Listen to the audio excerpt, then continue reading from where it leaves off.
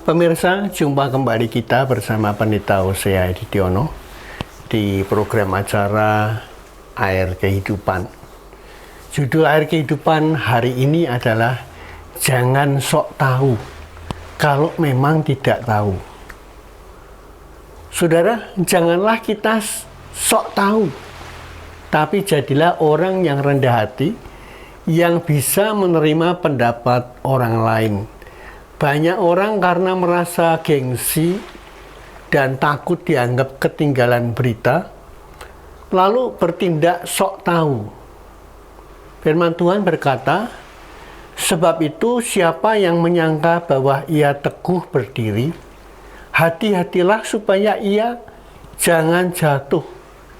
Kata 1 Korintus 10 ayat yang ke-12.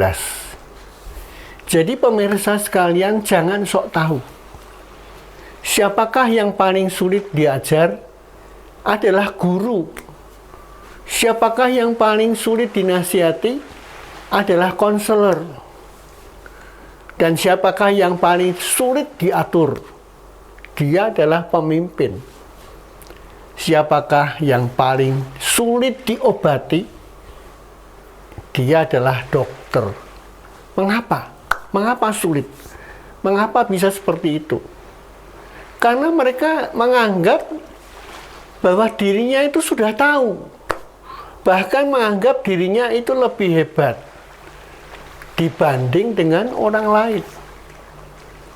Di era zaman yang sudah semakin modern dan canggih sekarang ini, orang bisa mencari sumber-sumber pengetahuan dari berbagai sumber, tidak secara formal dari pelajaran yang kita dapatkan. Jadi sikap seperti ini yang membuat mereka tidak mendapatkan hikmat baru dalam kehidupan. Akibatnya apa? Mereka tidak maju, stagnasi, tidak berkembang, stagnan, dan setiap kali kita mengucapkan selalu ditutup dengan kata, oh saya sudah tahu, ya, saya sudah tahu. Sebenarnya kita sedang menutup pintu pembelajaran. Sikap sok tahu seperti itu membuat kita tidak tertarik untuk mempelajari hal-hal yang baru. Padahal jika kita mengembangkan sikap untuk terus maju dalam kehidupan ini, belajar, hasilnya pasti luar biasa. Faktanya, tidak ada seorang atlet yang bisa juara tanpa seorang pelatih. Meski atlet tersebut hebat, bahkan lebih hebat dari pelatihnya, tetapi seorang atlet itu harus punya sikap untuk terus belajar dan menuruti apa yang dikatakan pelatih kepadanya. Orang itu lebih banyak bisa menilai kita daripada kita menilai diri kita sendiri.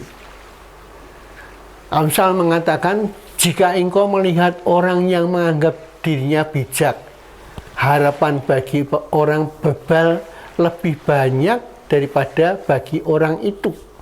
Kata Amsal 26 ayat 12. Jangan sok tahu, karena sikap ini akan membuat kita jadi bodoh, bahkan menjadi bebal. Jadilah orang yang rendah hati. Jadilah seperti spons yang terus menyerap, dan menyerap. Belajar, dan belajar. Sehingga kita ini menjadi orang yang berkualitas. Ada yang lebih bodoh dibandingkan orang bebal, yaitu orang yang sok tahu.